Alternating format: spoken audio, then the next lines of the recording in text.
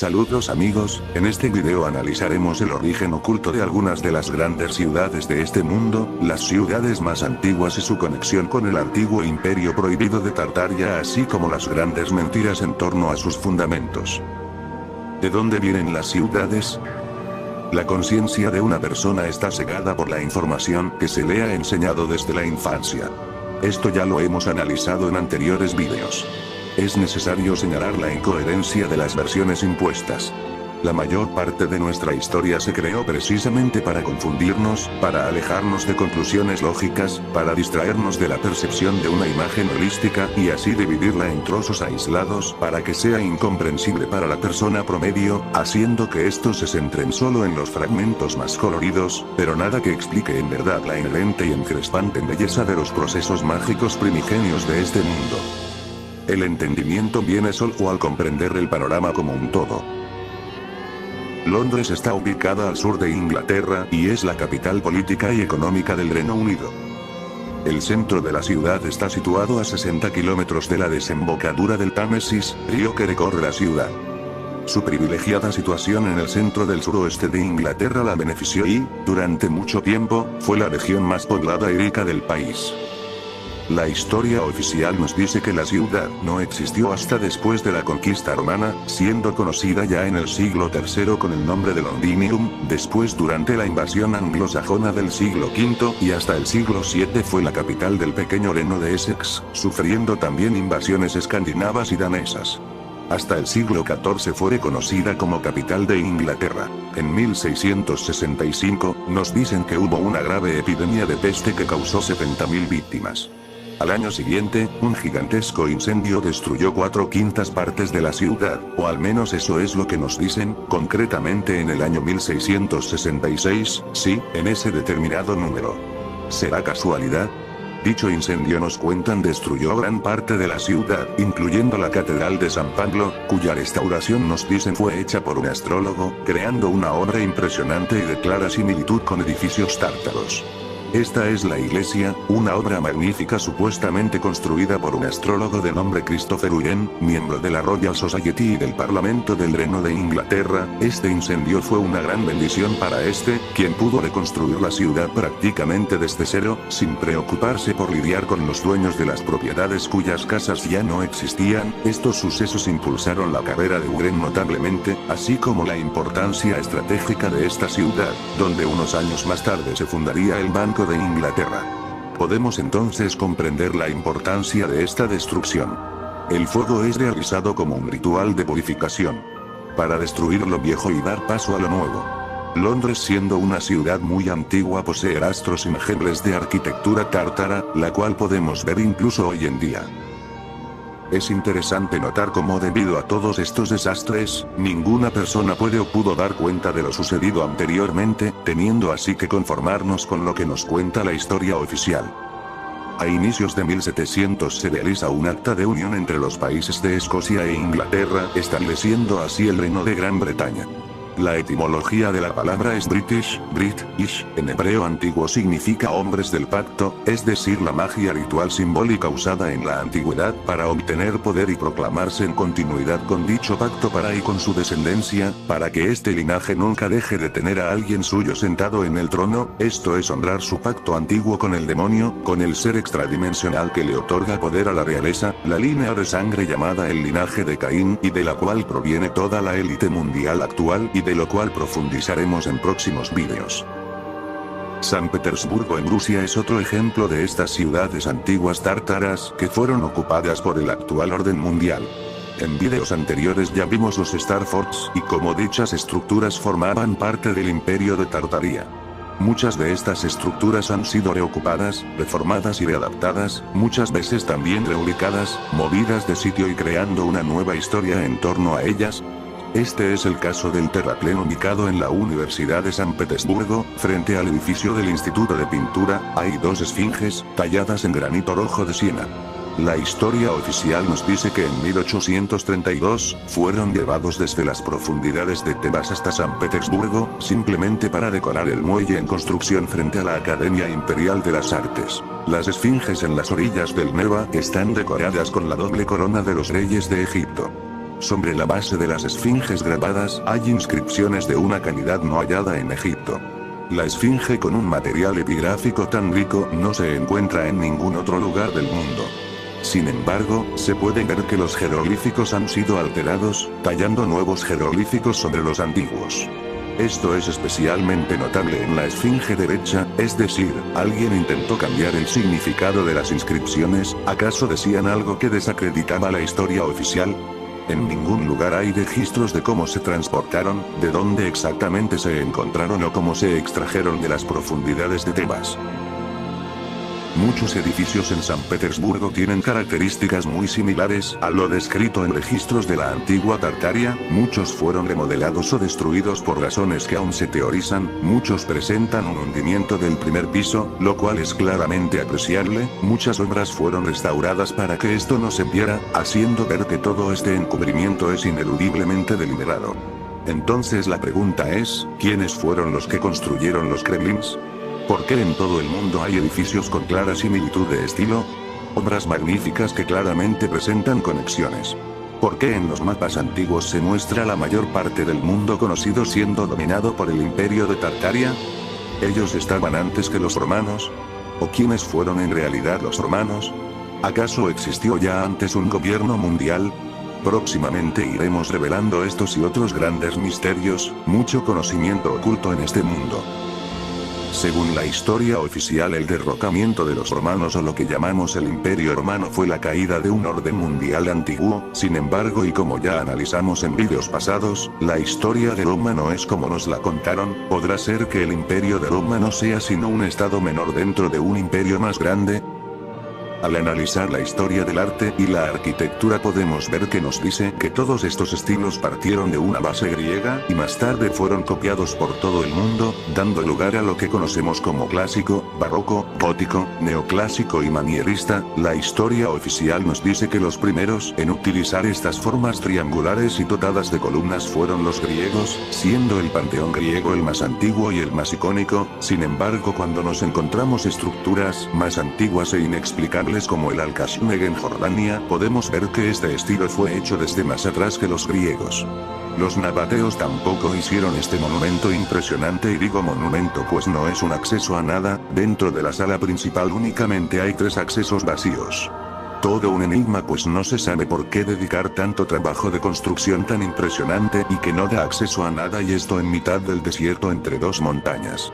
Tal monumento sirvió de inspiración a los antiguos arquitectos para crear en sus inicios el mal llamado estilo griego, que no es sino una parte de un estilo más grande.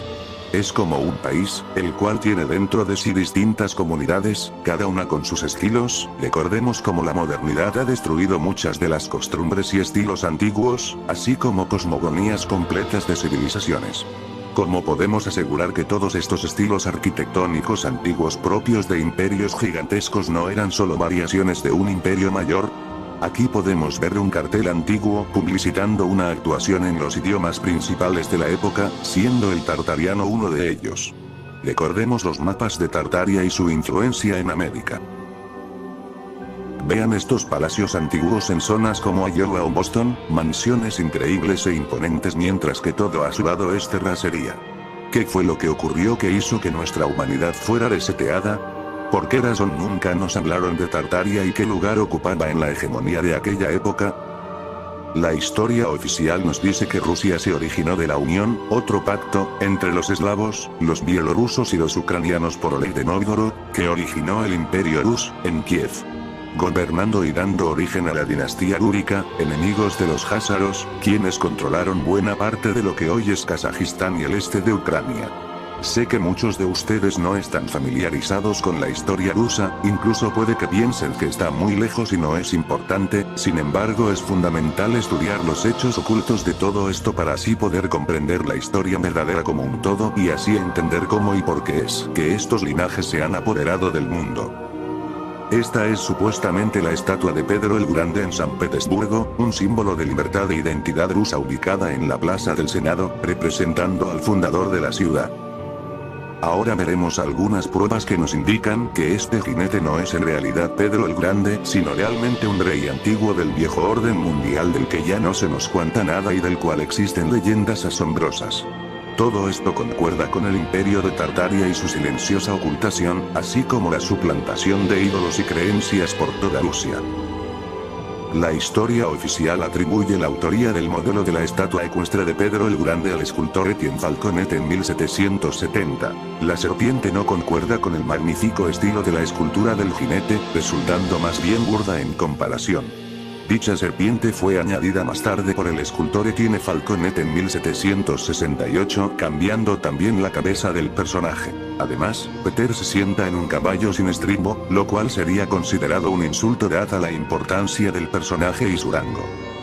Aquí vemos una pintura de Pedro el Grande blandiendo su espada y montado en su caballo con estribos. La historia oficial nos dice que el estribo se inventó en el siglo IV, con lo que podemos concluir que este jinete vivió mucho antes de lo que nos dicen y que la estatua también es mucho más antigua y no del siglo XVIII como nos lo dice la historia oficial, eso sin contar que la espada que porta es de un tipo y estilo muy diferente a lo que nos dicen fue usado por Pedro el Grande, siendo más bien una espada recta medieval la que porta y no un sable como nos lo muestran en pinturas de la época.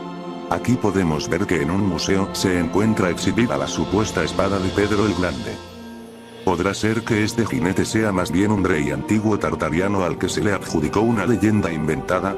La leyenda que rodea a la estatua de Pedro el Grande, que es contada por los guías, trata acerca de un rayo que golpeó en la roca y la partió, dándole su peculiar aspecto. Esta roca no solo es una de las más grandes y pesadas que supuestamente se han movido, sino que sorprendentemente, la grieta pasa exactamente a lo largo del borde de varias estructuras de granito, es decir otro tipo de roca de composiciones químicas y cristalinas de diferente color, y la franja de inclusiones agrandadas también termina abrupta y antinaturalmente en este borde. Entonces, ¿es esta leyenda real? ¿Dando credibilidad a la fundación de Rusia? ¿O es un montaje? Aquí vemos algunas pinturas antiguas donde se muestra dicho monumento sin esas rocas añadidas y teniendo aún la cresta rota. Lo que dice este viejo texto es que el monumento aparentemente se inclinó o cayó, pues dicen que estaba en mal estado. Debido a esto fue enviado para su restauración, añadiéndole silenciosamente las diferentes piedras de manera hábil y aparte sometiéndola a una pequeña alteración. La cabeza y la mano derecha se cortaron, y se soldaron partes completamente nuevas de una forma diferente.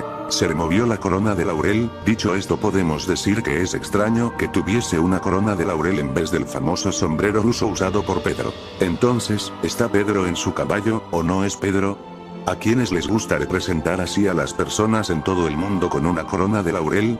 ¿Será posible que Rusia fuera en verdad la capital de dicho gran imperio y no Roma? Aquí está una estatua ecuestre del emperador Marco Aurelio. Podemos ver las similitudes con lo mostrado anteriormente. Entonces, ¿quién es aquel jinete? Existe una leyenda acerca de una estatua ecuestre de Alejandro Magno, también llamado Alejandro de Macedonia, cuyo escudo y lanza eran de oro puro. En 1798, cuando Napoleón tomó Malta durante una expedición a Egipto, los caballeros de la orden apelaron al emperador ruso Pablo I para que tomara el rango de gran maestre de la Orden de San Juan de Jerusalén para que éste resguardara los secretos encontrados, a lo que éste accedió. A finales de 1798, el emperador ruso Pablo I fue proclamado gran maestre de la creada Orden de Malta. Entonces a fines del siglo XVII dicho monumento a Alejandro desaparece, y a mediados del siglo XVIII aparece el monumento renovado a Pedro el Grande ya sin la lanza y el escudo y con una nueva cabeza así como la leyenda en torno a la roca. En esta ilustración de la época podemos ver cómo sus brazos lucen rígidos y sin ocupación, como si les faltara ahí el escudo y la lanza. Entonces, ¿es Alejandro Magno? Al tomar un segundo análisis podemos encontrar gran similitud con otra épica antigua, la batalla de San Jorge contra el dragón. Recordemos que todas estas leyendas están basadas y repetidas en gran parte del mundo con diferente nombre pero destacada similitud.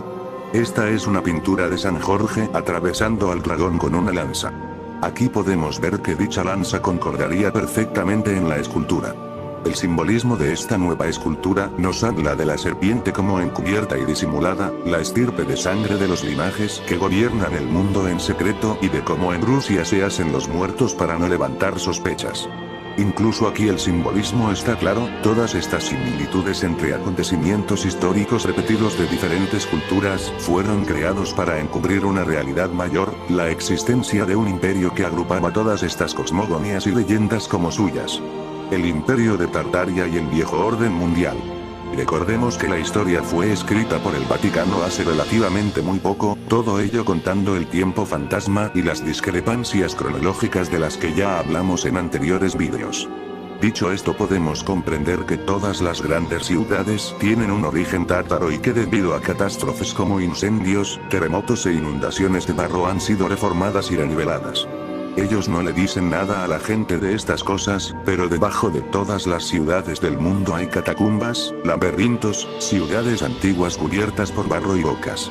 Día a día se hallan numerosos sitios que llevan a cavidades subterráneas donde se hallan ciudades completas. Este es el caso de ciudades como Los Ángeles, París, Londres, Roma o Madrid. En cada uno de esos lugares ha habido plagas que han diezmado a la población con fines plutocráticos, para dar paso a nuevos órdenes sin memoria real de lo acontecido anteriormente. Este es el caso de la gripe española, una pandemia de inusitada gravedad, la cual nos dicen mató de 50 a 100 millones de personas en 1918. ¿Qué pasa si la historia que nos contaron sobre esta pandemia no es cierta? ¿Qué pasaría si en cambio, la infección mortal no fuera ni de gripe ni de origen español? ¿Qué tal si dicha enfermedad fue usada para borrar todo recuerdo de Tartaria en Europa? Los documentos recientemente analizados revelan que la gripe española puede haber sido creada deliberadamente para matar a todo testigo superviviente de aquella época y encubrir el borrado del Imperio de Tartaria, maximizando así su ocultación.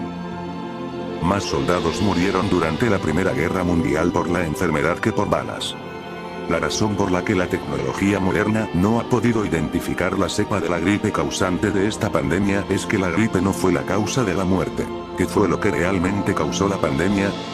Aproximadamente el 95% de las muertes fueron causadas por neumonía bacteriana, no por influenza. La pandemia no era ni siquiera española. Los primeros casos de neumonía bacteriana en 1918 se remontan a una base militar en Fort Greely en el estado de Kansas. ¿Pero qué hay en Fort Greely y Kansas y por qué sucedió allí?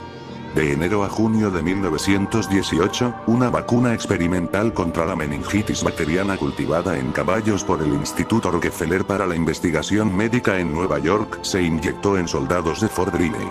Durante el resto de 1918, estos soldados fueron enviados a Europa para lucha, propagando bacterias deliberadamente pero sin saberlo en cada parada entre Kansas y las trincheras de primera línea en Francia, así como durante el resto de la guerra, dejando sus cadáveres como bombas silenciosas en el país enemigo. Un estudio describe a los soldados con infecciones activas y encontrándose profundamente susceptibles a la rápida propagación y mutación de bacterias a través de sus pulmones. ¿Podrá ser que dicha bacteria estuviera preparada ya para recombinarse y atacar? La gripe española atacó a personas sanas en su mejor momento, muy similar a la neumonía bacteriana, la cual ataca a las personas en su apogeo. Sin embargo, la gripe española atacó a los jóvenes, ancianos e inmunocomprometidos por igual, siendo así una versión viral mejorada o recombinada.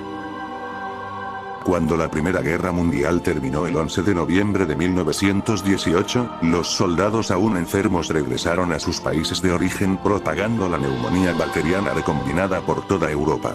Durante la Primera Guerra Mundial, el Instituto Rockefeller también envió el suero antimeningocócico a Inglaterra, Francia, Bélgica, Italia y otros países, ayudando a diseminar la epidemia.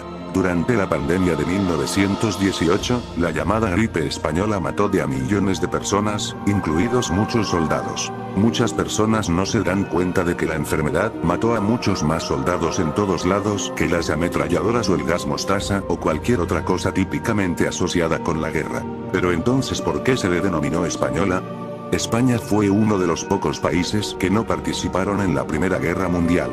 La mayoría de los países involucrados en la guerra censuraron su prensa. Libre de preocupaciones de censura, los primeros informes de prensa de personas que murieron por enfermedad en gran número provinieron de España. Los países en guerra no querían asustar adicionalmente a las tropas, por lo que se contentaron con ser el chivo expiatorio de España. Se les pediría a los soldados de todos lados que cruzaran la tierra de nadie para disparar con ametralladoras, lo cual era lo suficientemente aterrador, sin saber que las trincheras eran un lugar de cultivo de una enfermedad sumamente letal.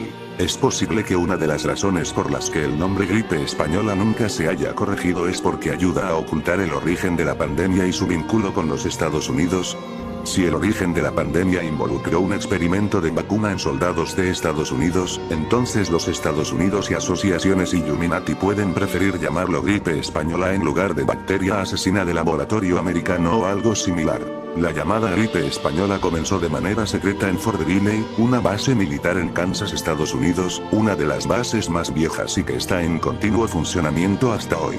Dicho fuerte es del tamaño de una pequeña ciudad, y fue el punto de reunión de las tropas que partían hacia la guerra. Este fue el lugar donde se administró por primera vez esta vacuna bacteriana experimental a soldados americanos, por lo que es el principal sospechoso como la fuente de las infecciones bacterianas que mataron a tantas personas. Sería mucho más difícil mantener el engaño de las vacunas si una empresa fabricadora hubiera sido la causante de la muerte de tantas decenas de millones de personas. No es mi opinión que la neumonía bacteriana haya sido la verdadera causa de muerte. Miles de autopsias confirman este hecho. Según un artículo del National Institute of Health de 2008, la neumonía bacteriana fue la causa de muerte en un mínimo de 92.7% de las autopsias revisadas de 1918 a 1919. Tenemos entonces que durante los años de guerra de 1918 a 1919, el ejército de los Estados Unidos junto con el Instituto Rockefeller para la Investigación Médica aprovechó a los soldados enlistados y próximos a morir para realizar experimentos de vacunas para sembrar la muerte por toda Europa, ya que en aquella época se estaba definiendo quién llevaría la batuta del nuevo orden mundial en los años siguientes.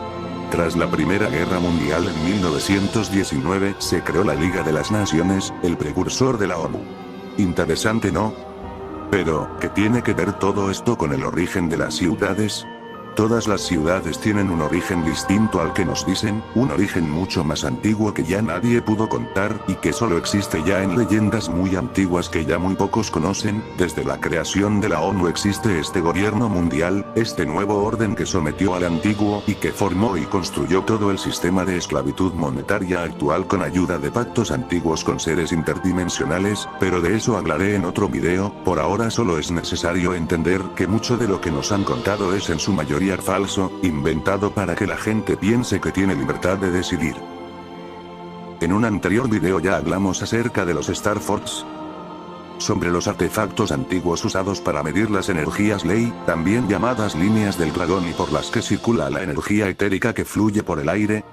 Las ciudades en sí mismas fueron construidas en la antigüedad en correlación con estos puntos energéticos, siendo el centro de estos puntos de recolección energética normalmente una catedral o monumento. No es coincidencia que en el centro de cada una de las grandes ciudades del mundo siempre haya un edificio antiguo con torres y cúpulas en punta, muy ligados al estilo antiguo. Incluso las ciudades y edificios modernos están construidos bajo estos principios energéticos fundamentales. En la antigüedad esta energía era aprovechada libremente para generar luz como vemos en estas imágenes. Ellos tenían incluso baterías y lámparas de mano. Todos estos antiguos edificios proveían luz, canalizando la energía etérica hasta una esfera de cristal, encendiéndose. De esto profundizaremos en próximos vídeos. Sin embargo, es necesario entender que en las ciudades antiguas existía tecnología increíble. Tecnologías libres por las que ahora estamos esclavizados, es decir, combustible y luz. En las ciudades antiguas la energía era enviada y recibida en un ciclo de perpetuo balance con el mundo. Todos estos edificios tomaban energía del éter, por ello la similitud arquitectónica que existe entre múltiples culturas antiguas. Algo interesante por notar es que tanto en la antigüedad como en el presente, solo la élite tiene acceso a construir dichos rascacielos. Ellos nos dicen que la punta es usada únicamente como para rayos debido a la altura extraordinaria, una altura no alcanzada por edificios antiguos. Entonces, ¿por qué hay edificios pequeños con dichas puntas?